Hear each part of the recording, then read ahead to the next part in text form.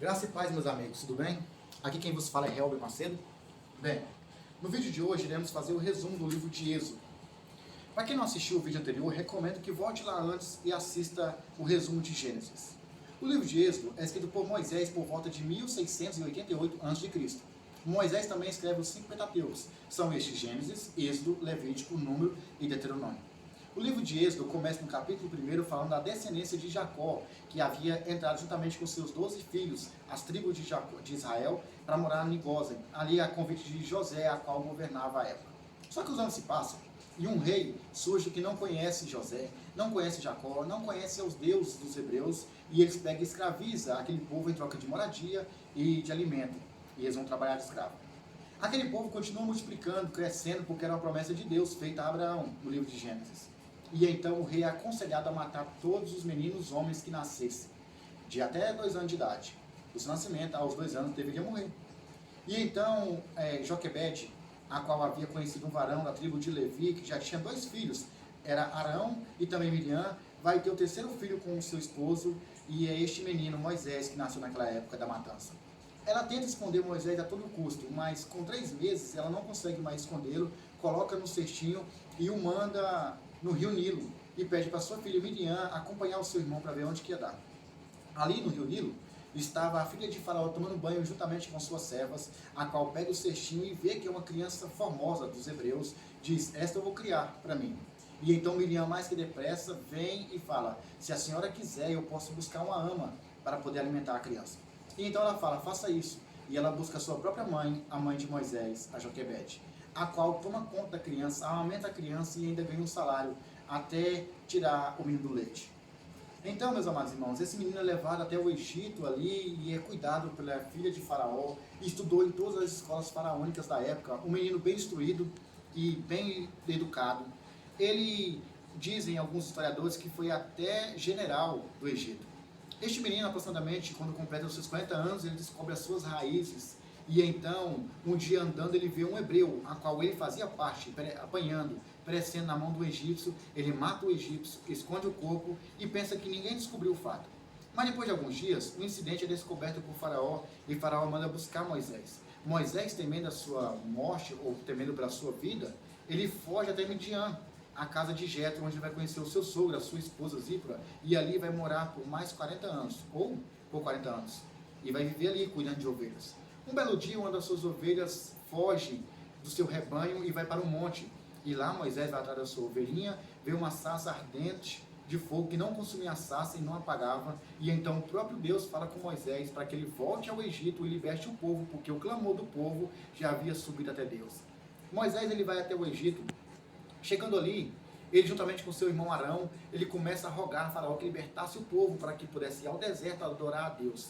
Mas Faraó não liberta. Faraó disse que não vai libertar, endurece o coração, e Deus manda 10 pragas no Egito, destruindo, assolando, aterrorizando os habitantes que ali viviam. Só que, pasmem, meus senhores, essas mesmas pragas que aconteciam ali no Egito não caíam na terra de Gósen, onde estavam os hebreus. Os hebreus não sofreram nada, nada aconteceu com eles. As pragas só atingiam os egípcios, mas o povo hebreu continuava firme e forte, trabalhando como escravo, mas não acontecia nada das pragas neles. Até que a última praga, a morte dos primogênitos, assolou todos os moradores da terra do Egito, menos os hebreus.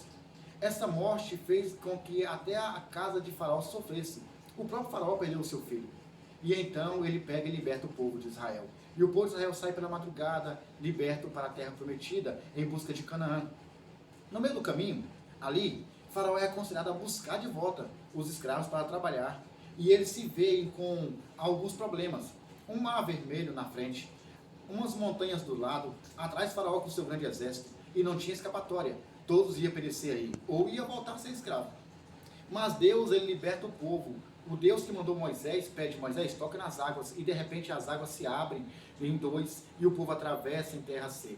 Quando o povo termina de atravessar, o Faraó e seus povos estão atravessando também, tentando alcançar os hebreus, e de repente a Bíblia fala que o mar se fecha e todo o povo de Faraó perece ali naquelas águas. Moisés começa a cantar, Miriam começa a dançar com seu tamborim, e a Bíblia fala que foi festa naquela noite. Eles festejaram a Deus naquele grande dia, adoraram ao Senhor, e Moisés vai para o monte com 80 anos de idade já, hein? já não era mais um mocinho. Ele vai buscar a Deus ali no monte, orar com Deus, conversar com o Senhor. A Bíblia fala que ele tinha uma intimidade muito grande com Deus. E a Bíblia fala que no deserto Deus alimentava aquele povo. Eles alimentavam com pão maná que descia do céu. Aquele povo durante a noite tinha uma coluna de fogo que o protegia. Eles não pereciam por causa do frio, porque é muito grande no deserto. De dia, o calor escaldante também não aterrorizava, porque onde que eles iam tinha uma nuvem que os protegia. Se eles caminhassem, a coluna da nuvem andava com eles. Se eles parassem, a nuvem parava também e eles ficavam na sombra. Foi ali naquela época mesmo, ou durante o livro do Êxodo, que Moisés conversa com o Senhor e tenta ver o Senhor face a face. A Bíblia fala que a presença de Deus é tão grande e ele fala: Moisés, eu vou passar pelas costas e quando eu passar minhas costas você vira e vê. Moisés tentou ver somente a face ou as costas do Senhor. E quando ele desce do monte, o seu rosto resplandecia como o sol. E ninguém conseguia olhar para Moisés a ponto do povo pedir: você tampa o seu rosto com um lençol ou todos nós vamos perecer aqui mesmo. E é isso que Moisés faz. É no Êxodo também que Moisés recebe os 10 mandamentos do Senhor. Mandamentos esses para que o povo pudesse obedecer às leis de Deus. É nesse mesmo livro de Êxodo que o Senhor vai pedir para que Moisés estabeleça a Arca da Aliança e o tabernáculo ali para o sumo sacerdote e o povo da tribo de Levi louvar o Senhor e estar na presença de Deus. Aqui no livro de Êxodo, eu acho um versículo muito interessante, pois aqui são 40 capítulos, mas no capítulo 33, no versículo 15, eu peço que vocês que vão assistir possam analisar em casa e estudar. Olha só o que diz. Então disse-lhe, quem disse? Moisés: se a tua presença não for conosco, nós não faça subir daqui. Agora imagine você que está em casa e está assistindo esse vídeo. Moisés, um homem que falara com Deus, sentiu a presença de Deus, escreveu os 10 mandamentos, não só isso, as leis, 600 e tantas leis que Moisés escreveu, que Deus mandara Moisés escrevesse, a própria ordenança de Deus para fazer a Arca da Aliança, o tabernáculo de Deus, escolher o sumo sacerdote, e ele chegar em Deus e falar: se o Senhor não for conosco, não nos faça subir daqui.